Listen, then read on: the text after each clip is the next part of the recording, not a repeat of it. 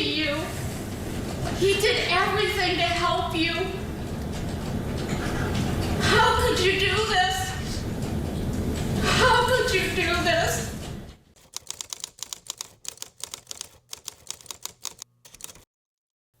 On a cold November morning in 2019, a family in Kent County, Michigan, reported a man missing. His name was David Yzaguirre Jr.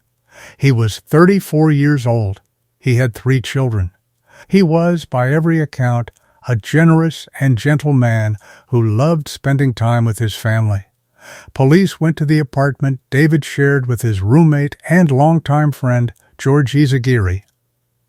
What they found inside that apartment was not a missing person situation. The living room had been emptied. The windows were wide open in November. The carpet had been cut out. And the entire space had been doused in bleach. David's body was found later that day in a clearing near Lake Michigan Drive. He had been stabbed 71 times. 5 days later, a 63-year-old man named Edward Fuller was found dead in his mobile home in Byron Township. Multiple stab wounds, no signs of forced entry. He had known his killer. Police had no suspect, no DNA, no witnesses, no leads. And then in early December 2019, a man walked into a Home Depot store in Wyoming, Michigan, approached a store employee, and asked them to call the police. He said he wanted to turn himself in for murder. That man was George Yzaguirre, the same man who had been living with Jennifer Meyer for years, the man she had married, the man she thought she knew. What you are about to hear is the story of how Jennifer survived a relationship with a killer, and how she never fully understood the danger she was in until it was almost too late. Jennifer Meyer was living in an apartment complex in Michigan when she first noticed the man upstairs. His name was George Yzaguirre, and everyone in the building knew who he was. He was the weed guy, the neighborhood marijuana dealer who lived on the top floor. Friendly, relaxed, always around. Jennifer's relationship at the time was falling apart. Her boyfriend had gone to jail, and she was alone, preparing to change her locks and start over. That is when George knocked on her door. He told her he had always wondered why she was even with her ex. He cooked for her. He called himself her protector. When her ex phoned from jail, George answered and told him to leave her alone. Jennifer, who had not felt seen in a long time, felt something shift. This is called love bombing, and George had perfected it. Within 1 month, he told her to move in with him upstairs. He told her to quit her job at Burger King. He would pay the rent, he said. He would take care of everything. Jennifer felt a quiet doubt. It was moving fast, faster than felt right, but she told herself it was practical. She could save money. She could find work she actually loved. Looking back, she would say she wished she had never given up her independence. The first warning sign did not involve Jennifer directly. It involved her cats. She came home one day to find George using a taser on one of them. He told her the taser was not hurting them. He offered to demonstrate by tasing her.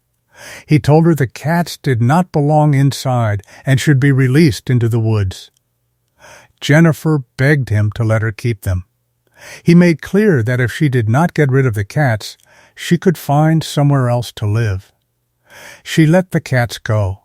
She told herself someone kind had taken them in. She still hopes that is true. After the cats were gone, George bought her a puppy. For a while, the relationship felt warm again. That pattern, the threat, the punishment, the reward, would repeat itself throughout everything that followed. George had a large collection of knives. He carried one regularly, turning it between his fingers like a fidget toy. Jennifer did not think much of it at first. Her brother liked knives too. But then one day, George came home from his job at a beanbag factory in a rage. He had received a bonus he considered insulting. He had gone back in and sliced through bean bags until he felt better. He told Jennifer about it with a strange calm. He said no one had seen him do it, so there would be no consequences. His drinking escalated. He began muttering threats under his breath, telling her to shut up, threatening to strangle her. Jennifer learned to be quiet. She learned to agree. She told herself that if she stayed calm, she stayed safe. He began plotting against his employer after the bonus incident. He told a friend about a plan and left. When he came back, he had a large stack of cash. Jennifer believed he had robbed his boss's safe that night while the man was still at his own party. George started staying in hotels for days at a time and coming back with money. Jennifer believed he had moved from selling marijuana into harder drugs. One night he came home in a good mood and said that a man who had been stepping on his toes was no longer a problem. When Jennifer asked what that meant, he told her to mind her own business. She went online and looked for news of a murder. She never found anything confirmed. But she never stopped wondering. In 2011, 4 years into the relationship, George told Jennifer they were getting married. He did not ask. He told her. She felt social pressure she could not name clearly. She was under the illusion, she would later say, that marriage might settle him down. Instead, his behavior got worse after the wedding. Shortly after they married, George got 2 teardrop tattoos beneath one eye. Jennifer asked him directly if he had killed someone. He said the tattoos were for friends who died in the military.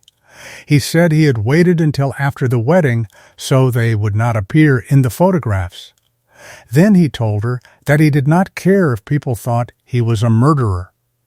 One night at a bar, there was a stabbing outside. Someone died in the chaos. The news covered it. George told Jennifer he had not seen anything.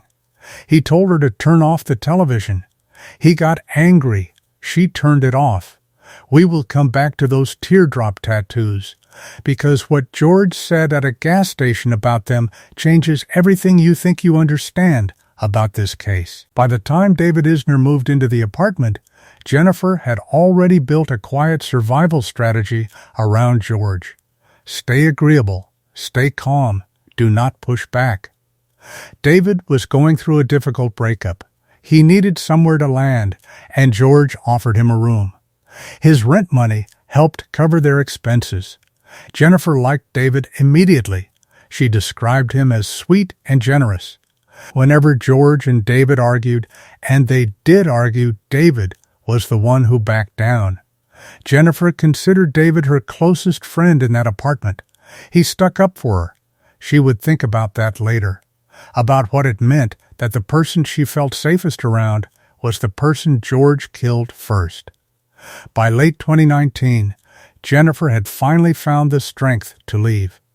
She had been working at a safe house for women, a shelter for victims of domestic violence. The more time she spent there, the more she recognized her own life in the stories she was hearing.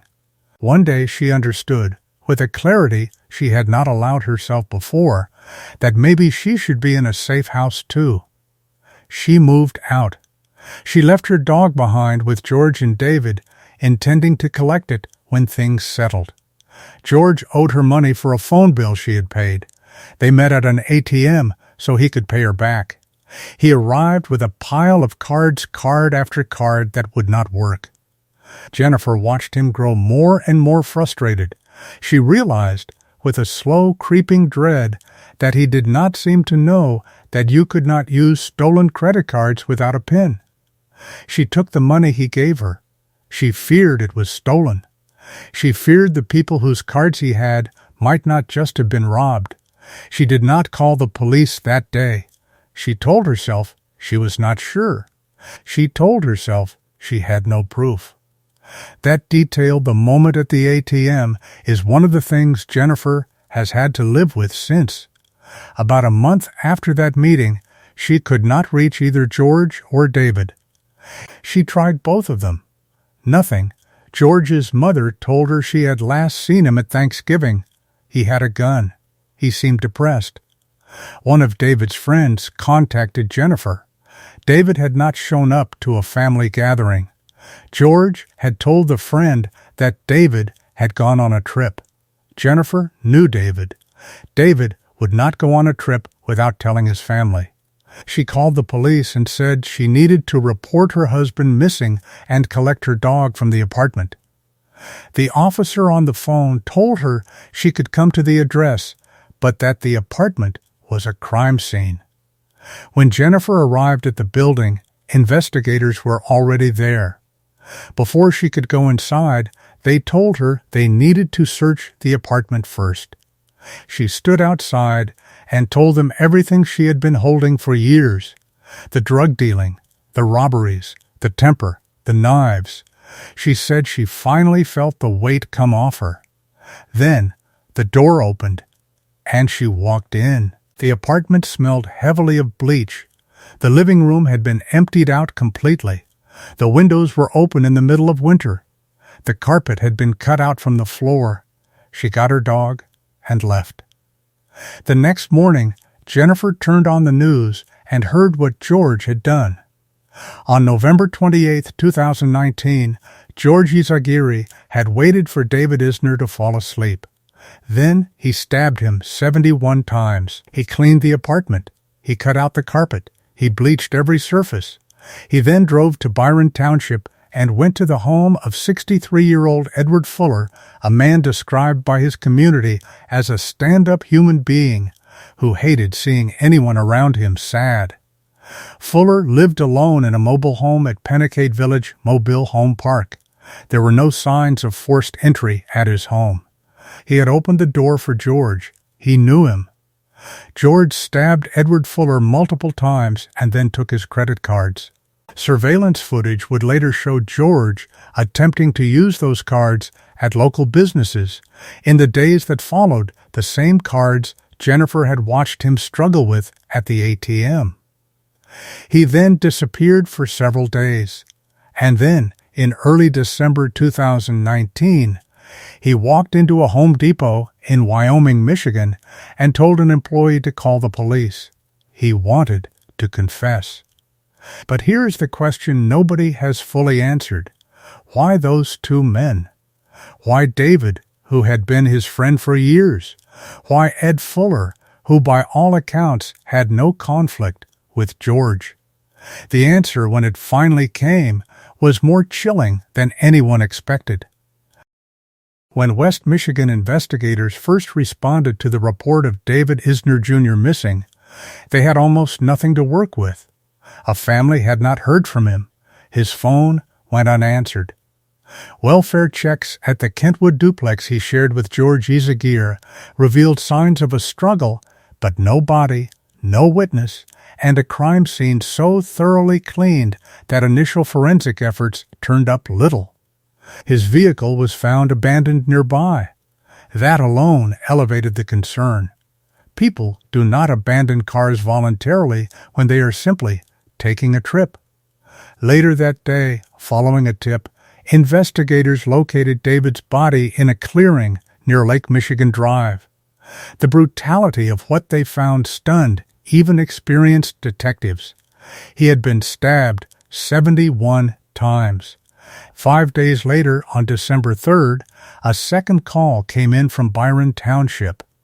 Edward Fuller, 63, had been found dead inside his mobile home in Pennacade Village. Multiple stab wounds, no forced entry. His credit cards were missing. 2 killings, 5 days apart. Both victims stabbed multiple times, both in Kent County. Detectives canvassed both neighborhoods. They reviewed hours of surveillance footage. They interviewed anyone who had seen or spoken to either man in the days before their deaths. It was painstaking, methodical work, and it was generating almost nothing. The modus operandi suggested the same perpetrator, but without physical evidence linking a specific individual to both scenes, investigators were working against time and very little else. And then the case broke itself open. In early December, a call came into law enforcement from a Home Depot in Wyoming, Michigan. A man had approached a store employee and asked them to call the police. He said he wanted to turn himself in for murder. Officers arrived at the store and took George Edward Yzaguirre Jr., 36 years old, into custody without incident. So the plea offer is that the prosecution is offering continued negotiations. This does not mean that there will be an offer. Is that right? That's correct. That is correct. Okay. Mr. Niski, is that your understanding? Yes. Mr. He was calm. He was cooperative. He told investigators he had committed both killings. In the interviews that followed, Yzaguirre provided information that led detectives to the remains of both victims and confirmed details of the crimes that had not been released publicly. He admitted to killing David Yzaguirre, his roommate, his friend inside the duplex they shared in Kentwood. He admitted to then traveling to Byron Township and killing Edward Fuller. Court documents confirmed that he had taken Fuller's credit cards afterward and attempted to use them at local businesses. Surveillance footage captured him doing exactly that. Search warrants executed on the basis of Yzaguirre's confession connected him physically to both crime scenes. Investigators confirmed the violent struggle at the Kentwood duplex. They confirmed his vehicle's movements. The evidence, once Yzaguirre had told them where to look, fell into place with a precision that underscored just how methodically the crimes had been carried out. But something Yzaguirre said during his confession stopped investigators cold. He told police that if he were ever given the chance, he would kill again. That single statement changed the entire calculus of the case. This was not a man who had snapped under pressure and felt horror at what he had done. This was a man who had made peace with what he was capable of and was saying so plainly in a police interview room to detectives, writing down every word. Kent County prosecutors charged Yzaguirre with 2 counts of first-degree murder, felony murder, and armed robbery in connection with Fuller's death. His first court appearance confirmed what investigators already suspected. He was not going to fight the charges. The armed robbery count was eventually dropped as part of a plea agreement. On August 4th, 2020, George Yzaguirre stood in Kent County Circuit Court and pleaded guilty to 2 counts of first-degree murder and felony murder for the deaths of David Yzaguirre Jr. and Edward Fuller. He showed little visible emotion. The judge accepted the pleas and scheduled sentencing. Jennifer, watching from a distance, was processing something she had not yet found the language for. She had lived with this man. She had shared a home with David. And she had walked away from the ATM that day with money she was almost certain was stolen from people who might not have survived the encounter. There is one thing about this case that almost nobody has talked about, and it connects directly to those teardrop tattoos. George Yzaguirre did not kill David Yzaguirre in a moment of rage. He waited for David to fall asleep. Then he stabbed him 71 times. Think about what that means. He sat in that apartment in the quiet of the night and made a decision. And then he carried it out with a patience that has nothing to do with anger and everything to do with intention. Court testimony confirmed the premeditation. The cleaned apartment, the cut carpet, the bleach. These are not the actions of a man who lost control. They are the actions of a man who had a plan and followed it. When Jennifer heard what had happened to David, one of the first things she thought about was the conversation at the ATM and the pile of cards that would not work. She had asked herself that day whether the owners of those cards had simply been robbed. She now believed the answer was no. Jennifer thinks George had been killing for years before David and Ed Fuller. She believes the man he mentioned, the one who had been stepping on his toes and was no longer a problem, was not simply scared off. She believes the teardrop tattoos meant exactly what teardrop tattoos typically mean. When she had asked George directly after the wedding whether he had killed someone, he gave her an answer. He said the tattoos were for military friends. But then, at a gas station, a stranger asked him the same question: had he killed people? George looked at the man and asked him if he wanted to be a third one. He did not deny it. He did not laugh it off. He offered to add the stranger to the count. Jennifer says she stayed because she felt trapped, because she was afraid, because leaving a man like George was not a simple decision, and anyone who has been in that situation understands why. She stayed. And she watched. And she quietly cataloged every strange thing, every unexplained absence, every stack of cards, every casual threat. Not because she had a plan, but because that is what survival looks like when you are living with someone dangerous and you have nowhere else to go. On August 4th, 2020, George Yzaguirre was sentenced to 2 consecutive life terms without parole in Kent County Circuit Court. He would never leave prison. While incarcerated at the Michigan Department of Corrections, George Yzaguirre took his own life on May 16, 2021. He took every answer with him. What kind of person kills their closest friend while he sleeps? The clinical answer involves terms like antisocial personality disorder and psychopathy. But those words can create a false sense of distance, as if people like George Yzaguirre are easily identified, obviously dangerous, visibly different from the people around them. The truth of this case is the opposite of that. George was charming. He was generous in the early stages of relationships. He cooked. He protected. He made Jennifer feel seen at a moment when she felt invisible. That is not an accident, and it is not a contradiction. It is exactly how predatory personalities operate. Forensic psychologists distinguish between psychopathy and sociopathy in ways that matter here. Sociopathy tends toward impulsivity, erratic behavior, visible aggression, poor long-term planning. Psychopathy is colder. It involves careful calculation, the ability to present warmth convincingly, and a genuine absence of remorse. Not suppressed remorse. Absent remorse. What George did in that apartment after killing David Yzaguirre was not the behavior of someone overwhelmed by what they had done. He cleaned. He cut out the carpet. He opened the windows. He managed logistics. He then drove to another county and killed a second man. He used that man's credit cards. He went about his life for several days before walking into a hardware store and turning himself in on his own terms. The Home Depot confession itself is worth examining closely. George did not turn himself in because he felt guilt. He said explicitly that he would kill again if given the chance.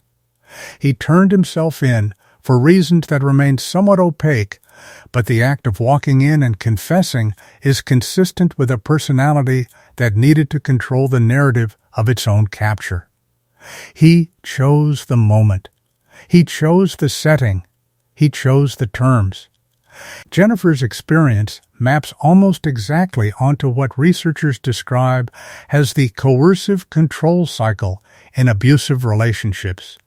The love bombing at the start, the escalating isolation, getting her to quit her job, controlling her finances, making her dependent. The punishment and reward pattern with the cats and the puppy. The threats muttered under his breath, quiet enough to be deniable. The way he made her feel that her safety depended on her compliance. She did not stay because she was naive. She stayed because leaving felt more dangerous than staying, and in relationships with people like George, that instinct is often correct. There is a detail in this case that almost no one has focused on, and it is the most revealing thing George Yzaguirre ever said. It was not in a courtroom. It was not in a police interview. It was at a gas station, in front of a stranger, when someone asked him casually whether his teardrop tattoos meant he had killed people. George did not answer the question. He asked the stranger if he wanted to be the third one, not the first, not the second, the third.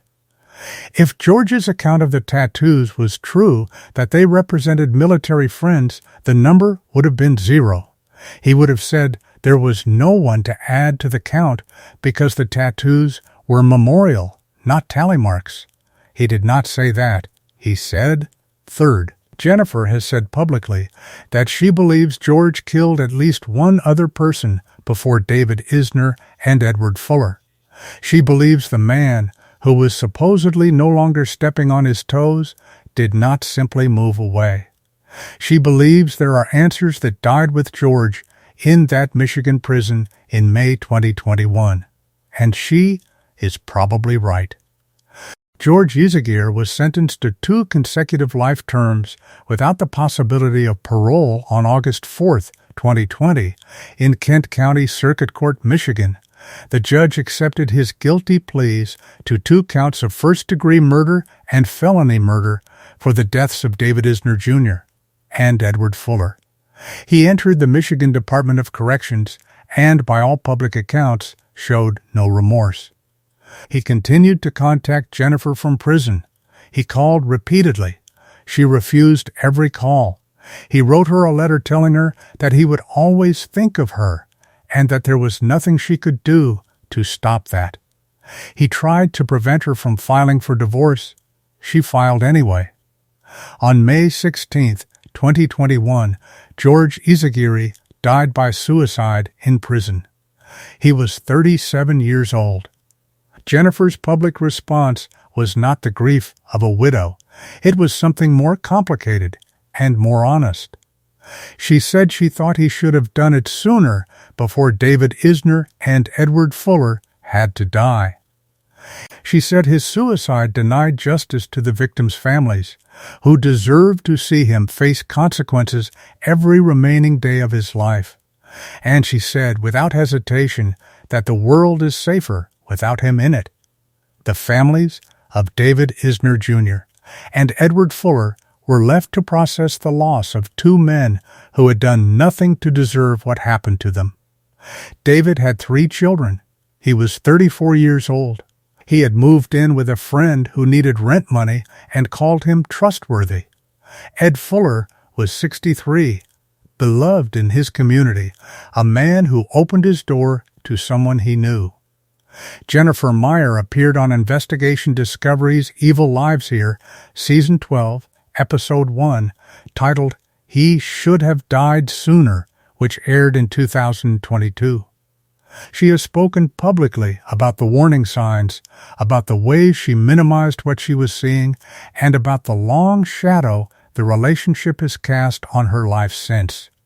The case is officially closed. George Yzaguirre is dead. The 2 convictions stand. But Jennifer believes there are more victims. She believes the gas station comment was not a bluff. She believes the man who is no longer a problem did not simply leave. She believes George Yzaguirre had killed before David Yzaguirre and before Edward Fuller, and that he took those names with him into that prison cell. Michigan investigators have not publicly confirmed or denied any connection between Yzaguirre and unsolved homicides. So here's the question that remains. George said third, not first, not second. Third, if you believe Jennifer and after everything you have just heard, there is very little reason not to, there is at least one family somewhere in Michigan who has never received an answer about what happened to someone they loved. If this story moved you, give it a like, share it to raise awareness, comment your thoughts, and subscribe to follow more real-life true crime cases.